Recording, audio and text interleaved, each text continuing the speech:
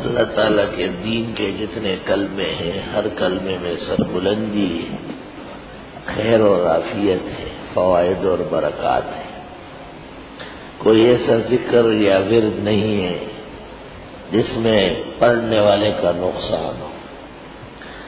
عوام میں مشہور ہے کہ فلاں ذکر جلالی ہے، فلاں یوں ہے، یہ سب من گڑت باتیں ہیں، بے بنیاد اور فضول باتیں ہیں۔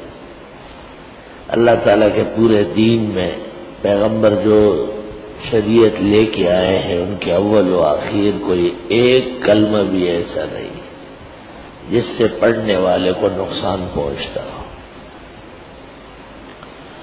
ہر خیر کا کلمہ لا الہ الا اللہ ہے، استغفار ہے، آیت کریمہ ہے، درود شریف ہے اور سینکڑوں اوراد وظائف، خیر اور برکت، فوائد اور نوازشات الہی تو ہے، کسی میں قہر غضب ایسی جلالیت نہیں ہے جس سے نقصان پہنچے۔ ہاں جو بے ادبی سے پڑھے اور بے اوقات کام کرے، بغیر کسی دلیل اور برہان کے ناحق کسی کے پیچھے پڑے، ایسے شخص کو نقصان ہو سکتا ہے۔ اس کی مثال ایسی ہے جیسے کوئی مکروہ وقت بنا کر پڑے، بغیر وضو کے قرآن شریف کھول کے بیٹھے اور آداب جو تلاوت و ذکر کے ہیں ان سے اکثر غفلت برتے، اسے ہر کلمے سے نقصان ہوگا۔ فی نفسہ کلمات کی حیثیت سے حق سبحانہ و تعالی نے ان میں فوائد و برکات رکھی۔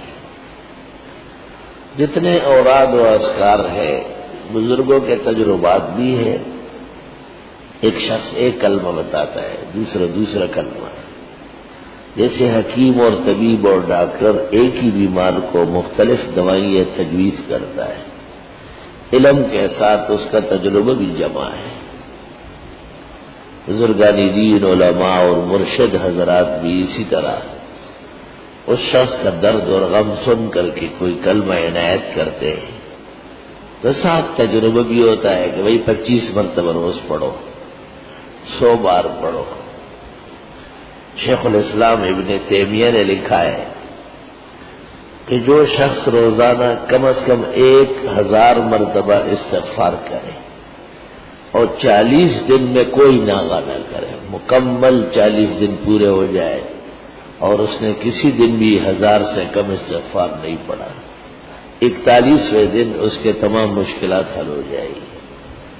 اللہ رب العالمین اس کے پریشانیاں دور کر دے گا، اس کی دعا قبول کر لے گا۔ الحمدللہ۔